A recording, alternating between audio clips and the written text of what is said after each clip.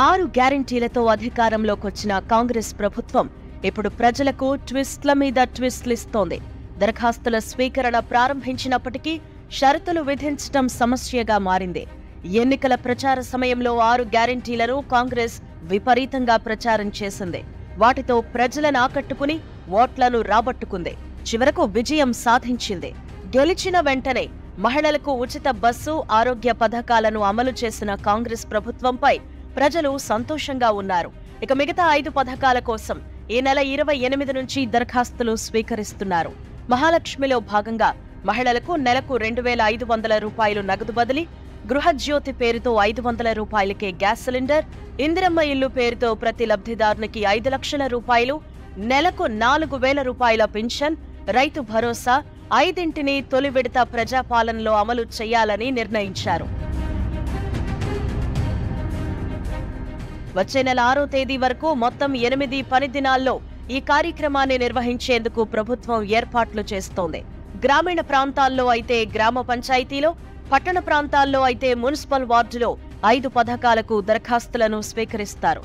ప్రజలు ఒక్కో పథకానికి ఒక్కొక్కటి చొప్పున వేర్వేరుగా దరఖాస్తులు ఇవ్వాల్సిన అవసరం లేదు. అన్నింటికీ కలిపి ఒకే దరఖాస్తు ఇస్తే సరిపోతుంది. ఇదంతా బాగానే ఉన్నప్పటికీ ప్రభుత్వం అమలు చేసే సంక్షేమ పథకాలన్నింటికీ రేషన్ కార్డును ప్రాతిపదికగా పెట్టడం చాలా మందికి షాక్నిచ్చింది. ఆరోగ్యశ్రీ వంటి పథకాలకు రేషన్ కార్డు ఓకే, కానీ 200 యూనిట్ల లోపు ఉచిత కరెంట్, 500 రూపాయలకే గ్యాస్ వంటి పథకాలు అందరికీ వర్తిస్తాయని భావించారు. గతంలో బీఆర్ఎస్ ప్రభుత్వం 20,000 లీటర్ల ఉచిత నీటి సరఫరాకు ఎటువంటి ఆంక్షలు విధించలేదు. గ్రేటర్ పరిధిలో అందరికీ వర్తింపచేసింది. రేషన్ కార్డు లేని వారిలో చాలా మంది పేదలు, మధ్యతరగతి ప్రజలు ఉన్నారు. సరైన ఆధారాలు లేదా అవసరం లేకపోయినా బ్యాంకు లోన్ల కోసం ఐటీ తీసుకోవటం వంటి కారణాలతో రేషన్ కార్డు పొందలేకపోతున్నారు. ఐటీ ఉన్న వారందరూ ధనికులనే అపోహ చాలా మందిలో ఉంది. అయితే రుణాల కోసం తప్పక కొందరు ఐటీ తీసుకుంటున్నారు.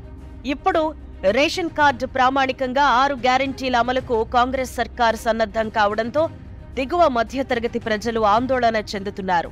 దరఖాస్తులో రేషన్ కార్డు వివరాలు పొందుపరచాలి అని పేర్కొన్న సర్కార్, లేనివారు ఆ విషయాన్నే దరఖాస్తులో రాస్తే దాన్ని కూడా పరిగణనలోకి తీసుకుని రేషన్ కార్డు కూడా జారీ చేస్తారు అని చెప్పారు.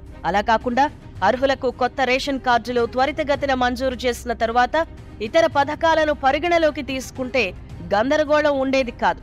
లేదా ఏసీలు వినియోగించలేని దిగువ మధ్యతరగతి పేదలే 200 యూనిట్ల లోపు కరెంటు వాడే వారిలో ఉంటారు. కాబట్టి ఆ పథకం 500 రూపాయలకే గ్యాస్ పథకానికైనా రేషన్ కార్డు ప్రామాణికం లేకుంటే బాగుండేది అన్న అభిప్రాయాలు వ్యక్తమవుతున్నాయి.